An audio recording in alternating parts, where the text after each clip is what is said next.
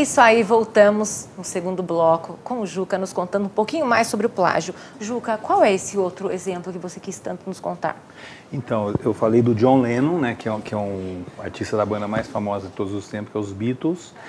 Mas tem um outro colega dele dos Beatles, que é o George Harrison, que talvez a música de maior sucesso dele foi acusada como plágio e ele foi condenado, teve que pagar uma indenização, que é essa música aqui. My sweet Lord, oh my Lord, my sweet Lord, you really want to see, Lord, you really want to see, Lord. E por aí vai. Essa música, ela foi considerada um plágio de uma canção de uma banda chamada de Chiffons, chamada He's So Fine, que é exatamente a mesma melodia. De quem? Do Brasil? Não, esse do Brasil é outra que eu vou contar. Depois você conta. Eu já quero atropelar os burros aqui, gente. Que do Brasil tem eu acho que esse é o plágio mais escandaloso de todos os tempos. Então, olha, gente, escutem isso, mas você toque primeiro a deles lá, o plágio, depois o plagiado. Então, porque uma coisa que conta muito na questão do plágio é a originalidade. Então, a música tem que ter uma originalidade para que seja considerado que ela foi plagiada. E temos um artista brasileiro que é o antigamente Jorge Ben, outro Jorge Benjor, que ele tem uma canção muito conhecida, que é assim...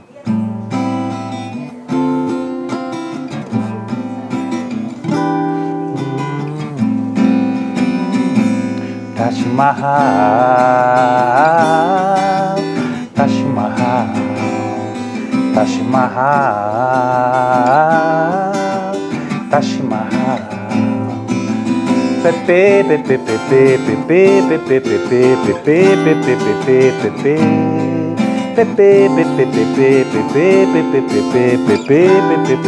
pepe. Esse PP, repete o meu PP, eu tinha falado que o plágio normalmente são 8 compassos. Essa sequência de PPs, ela passa muito mais de 8 compassos. E acontece Condenado em nível hard, gente. Então, mas aí acontece o seguinte, ele tocou, Jorge Ben fez um show no Rock in Rio em 1985 e num dos shows do Rock in Rio estava o Rod Stewart. E o Rod Stewart voltou para Londres depois, e um ano depois ele lançou uma canção chamada Do You Think I Wanna Sex? E o refrão da música é isso aqui, essa é a melodia.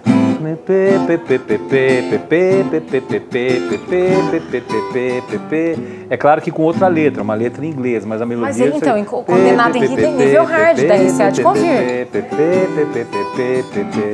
Isso foi tão escancarado, assim, tão claro, que não precisou nem de uma ação judicial. Daí como é que é? Aí, quer dizer, se a pessoa, o representante, os advogados do Jorge Ben entraram em contato com os advogados dele, na verdade, as gravadoras, né?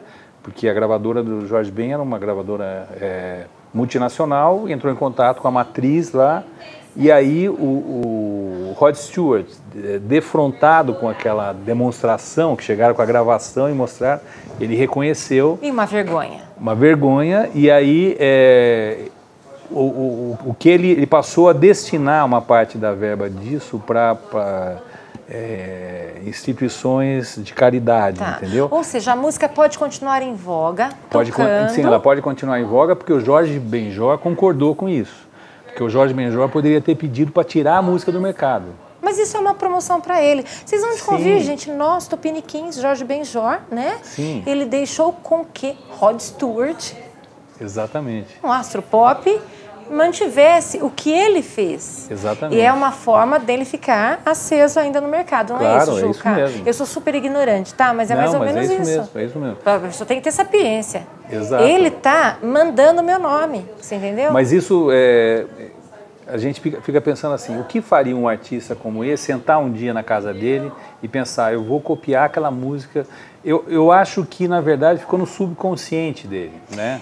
Então, vocês que são músicos, nós somos ignorantes em casa, claro que alguns de vocês não são, mas um músico, ele fica com aquilo ali na retina espiritual dele, na retina cerebral dele, que fica, aí quando ele vai criar, vai ter acordes, e de repente vão ficar como crime, né? Vamos supor, eles vão se repetir ao ponto de ser enquadrado no plágio. Exatamente. Mas é muito difícil ter o processo de plágio e a pessoa ser condenada. Existem muitas coisas acontecem de uma forma extrajudicial, que ninguém fica sabendo. Entendi. Né? Para que não exponha as pessoas, né? Eu, como advogado, cuidei de uns 2 casos de uns 5 anos para cá, que era mais ou menos assim, eram artistas muito conhecidos e alguém surgiu, ó, essa música parece essa música desse cidadão. Que nós podemos fazer sentados nessa saleta para não ir a tribunal. Não é, ninguém quer isso, ninguém quer isso. E normalmente o que acontece? Aí esse artista famoso coloca aquela pessoa como parceiro na música. E daí essa pessoa passa a receber os direitos também sobre a música. Vira uma parceria. Vira uma parceria, meio obrigatória. Meio assim, imposta, né? Imposta, entendeu? A arma na cabeça. Tá entendendo, gente? E tem um caso interessante, que é talvez o caso mais famoso dentre artistas brasileiros, que é um caso que envolveu o Roberto Carlos. Porque o Roberto Carlos é um compositor de muitas canções, né? É um ícone nosso. É um ícone, é um compositor assim que ele faz sucesso já há 50 e tantos anos, sempre com músicas dele, de autoria dele. Então ele tem um acervo de canções muito grande. E ele tem um estilo de composição muito particular, né? Aí tinha um autor obscuro que compôs uma música inspirada em outra música dele, Roberto. E ele provou depois que ele tinha chegado com essa música e tinha presenteado o Roberto Carlos com uma fita cassete, com aquela canção que ele fez. E o Roberto fez uma outra música no disco seguinte, que era parecida com essa criação desse cidadão. Que ele tinha ofertado, Aí o que aconteceu? Esse cidadão entrou com uma ação contra ele. E realmente, se você fosse pegar a melodia da música que ele entregou para o Roberto Carlos, e a melodia da música que o Roberto Carlos fez depois e gravou é idêntica, idêntica. E aí o que o advogado do Roberto Carlos tentou provar é que, na verdade, aquele cidadão já tinha copiado outra música do Roberto Carlos. Mas ele não precisava disso. Então, sim, sendo mas Roberto é como se fosse assim, o plágio, como se fosse um autoplágio.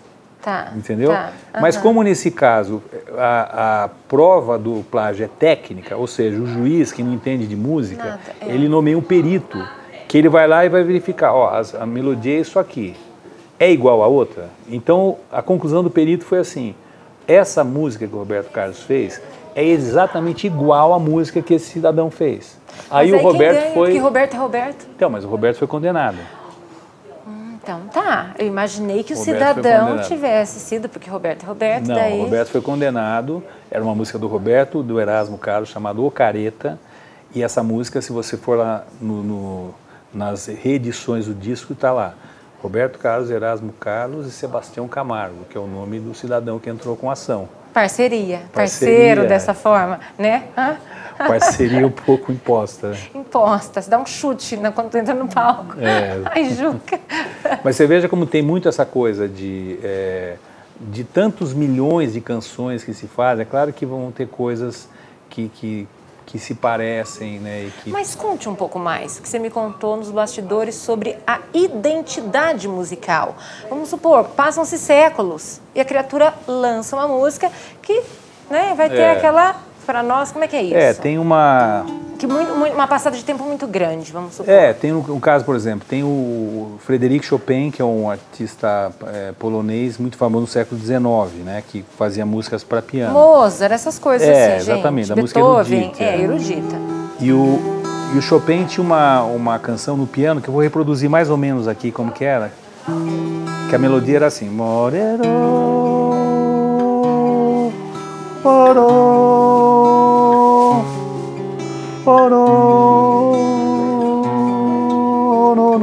e por aí vai. Tá. Só que mais de um século depois, o Tom Jobim fez uma música chamada Insensatez, que usava mais ou menos essa harmonia do Chopin, que era assim: ah, insensatez que você fez, coração, mas sem cuidado. Mas isso não foi só o Tom Jobim. O Baden Powell fez uma música com o Vinícius de Moraes que era assim: ah, meu amor, não vá-se embora. Vê a vida como chora, vê que triste essa canção. Ou seja, esses dois compositores brasileiros, assim como vários compositores de todo o mundo, eles usaram um tipo de harmonia que foi usada no século XIX pelo Frédéric Chopin. E sabe por quê? Porque o credor não cobraria os seus direitos. Chopin já deve ter reencarnado várias vezes, não viria cobrá-los. Sim, isso já tinha caído no domínio público, né? Mas isso fica com uma coisa assim, uma questão moral, né? De dizer, você copiou o Chopin. É uma questão moral, realmente. Mas isso não aconteceu porque se entendeu que era como se essa contribuição do Chopin e essa linha harmônica já fosse incorporada ao patrimônio da humanidade, entendeu? E que fosse algo que pudesse ser utilizado e servir de base para outra canção. E mesmo porque Chopin, gente, são parcos os que o conhecem, o que o conheceram e leram sobre ele, não é? Então, tudo que vier como resquício dele, mesmo tão rico como o Juca nos trouxe de dois, né? Sim. Estaria de bom tamanho, senão nós não teríamos conhecimento daquela riqueza. Não é? E não que tenha sido um plágio. De repente foi uma identidade. Uma identidade, uma inspiração. Porque tanto o Tom Jobim quanto o Baden-Powell eram artistas eruditos. Tom Jobim era um pianista que estudou piano clássico, o Baden-Powell tocava violão clássico. Então eles conheciam o Chopin. Mas eruditismo contemporâneo. Isso, e uma questão, uma origem erudita aplicada à música popular. Tá. Né? Que isso é uma coisa que aconteceu muito no Brasil, assim, a partir dos anos 60, né? Com a Bossa Nova, depois com os compositores que surgiram nos anos 60, que eram artistas mais intelectualizados, como Caetano Veloso, Gilberto Gil, Chico Buarque, que utilizaram muitos elementos aí da linguagem mais erudita, tanto da poesia concreta, como também da parte musical, né? E o mais bacana disso tudo, gente, eu não digo mais, mas eu acho que paritariamente bacana é que o Juca faz parte de um quarteto, os trovadores urbanos. Isso. Sabe o que é isso, gente? É o resgate do romantismo. Eles fazem serenatas nas casas, fazem shows, participam de festas, trajados, né? Como é que é isso? Conta você, Juca, só você vai contar. Então, isso é uma coisa que aconteceu porque a gente, em Avaré, nossa terra natal, a gente fazia serenatas nas janelas das pessoas. Mas... eu nunca recebi. Eu vou falar com meu marido, Juca, é seu amigo, eu vou falar pra ele. Nunca recebi Pode cobrar ele. Então, mas era uma coisa que a gente fazia espontaneamente. Então, tinha assim quando eu morava em Avaré e meus irmãos também, a gente selecionava as pessoas para quem a gente ia fazer serenata, entendeu? Então, aquela menina que eu queria namorar, ou que o meu amigo queria. Então, a gente fazia uma sequência. Isso durante alguns anos, quando eu era adolescente, um pouco além, a gente fazia isso. E aí mudamos para São Paulo e chegou numa época que a minha irmã, tenho 7 irmãos, né? Tem uma irmã que é a Maída, ela era jornalista na época e ela era diretora de redação da Rádio Excelsior, que hoje é CBN. E ela estava meio cansada daquela vida e ela foi para a Bahia de férias. E lá ela teve uma ideia e me ligou de um orelhão, porque naquela época não tinha internet, não tinha celular, não tinha WhatsApp, gente, não tinha e-mail, não tinha nada disso, né? Me ligou de um orelhão falando o seguinte, eu tive uma ideia, vamos fazer serenata em São Paulo. Eu confesso que eu achei a ideia meio maluca no começo, porque eu ficava pensando em São Paulo, eu pensava no arranha-céu. Daí eu pensava assim, precisa de uma escada mais giros, né, para você. Vai fazer a serenata. Mas você acha que bacana, subindo, andar, né? Violino. Mas aí ela falou, não, vamos fazer. Daí a gente criou uma coisa de brincadeira, porque como morávamos eu e ela colocou um anúncio, ela tinha uma amiga na Vejinha, na Veja São Paulo, que era recém-criada, a Veja São Paulo, e colocou um anúncio, serenata, um anúncio de serenata. Aí começaram, pessoas ligaram em casa, olha, serenata. Gente, um simples anúncio. Exatamente. Daí a gente montou uma serenata, que era no Dia dos Namorados, em 1990, há 28 anos. Meu Deus, gente. E aí tinham 3 serenatas contratadas naquela noite, né? E aí a gente montou um time ali e eu segui o roteiro das serenatas que a gente fazia em Avaré, exatamente o mesmo roteiro, as mesmas músicas. E na época a Maída e a Valéria, cara, que hoje Então, no grupo, elas não sabiam as letras, então elas iam com uma pasta, assim. Ai, que romântico. Elas lendo. Mas aí as serenatas deram certo, principalmente teve uma serenata para um delegado, que ele chorou muito. Bom, para encurtar a história, 3 meses depois a gente estava no programa do Jô Soares, entendeu? Então, e nós gente, fomos 4 vezes no programa do Jô Soares, olha. Fomos na Hebe, fomos na Marília Gabriela, fomos no Faustão. E agora estou no meu. Tudo é uma evolução, né? Tá vendo, Juca?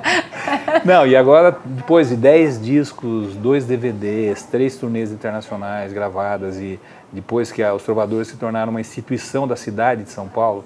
Então, se você pegar hoje em São Paulo, por exemplo, as coisas mais marcantes de São Paulo, você vai ver que uma delas é a tal Seresta de Sexta. Eu andei pesquisando, tá? Para trazê-lo aqui, então, eu vi, Juca. Que toda sexta-feira tem uma serenata na Casa dos Trovadores, que fica na rua Emberê, em Perdizes, que é uma casinha toda decorada, um sobrado. Nessa casa tem o Museu Silvio Caldas, que foi um grande seresteiro, um dos maiores cantores da música brasileira, com quem a gente fez vários shows no final da carreira dele. Então tem um museu dele lá, várias peças dele lá nessa casa. E toda sexta-feira tem uma serenata que para a rua, entendeu? Eu quero, tem pipoqueiro, gente. Tem... Produção, vamos? Vamos fazer programa lá? Então virou o Trovadores Urbanos, muito além de ser um quarteto vocal que gravou esses discos. Dentre os discos que a gente gravou, tem 3 discos que a gente fez um trabalho de pesquisa na música de São Paulo, do estado de São Paulo. Então se tornou uma coisa institucional da capital paulista mesmo, né? E é o tempo inteiro, né? Vocês são chamados? É o tempo inteiro, porque na verdade no começo éramos só os 4, mas isso se tornou impossível, porque a coisa começou a crescer de tal maneira que era serenata todo dia, toda hora. E aí tem a serenata onde você imaginar. Serenata no táxi, também, né? Serenata na cadeia, táxi, serenata no ônibus. Na cadeia? Na cadeia, sim, na cadeia. Várias serenatas na cadeia. Como no assim, cemitério.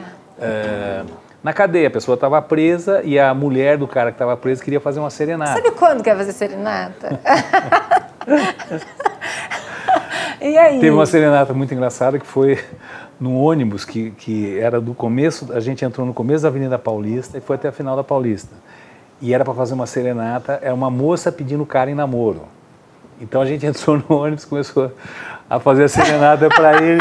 E aí quando chegou no final, no ponto final da Paulista, o resto das pessoas que estavam em volta falaram assim, porque da gente falou, olha, o fulano está te pedindo namoro. As pessoas falavam, aceita, aceita.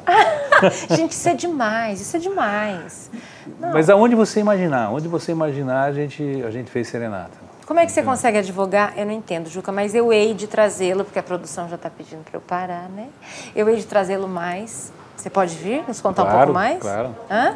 Você sabe há quanto tempo a gente está para marcar isso aqui, né? Nossa, gente, vocês não têm noção. O Juca namora uma grande amiga minha e é da nossa cidade, porém não vive aqui, vive fora, também fora do país o tempo todo, então foi uma complicação. Mas eu quero recebê-lo mais vezes, quero que vocês comentem aí o que vocês querem saber dele, ok? E eu chamo novamente. E é isso aí. Juca, eu não posso, 2 braços, um só. Muito obrigada, meu querido, Obrigado, de coração. Adorei. Obrigada, Vila Brasil, casa! É isso aí, meus amores. E é isso aí, um forte abraço, fiquem com Deus e até o próximo programa. Tchau!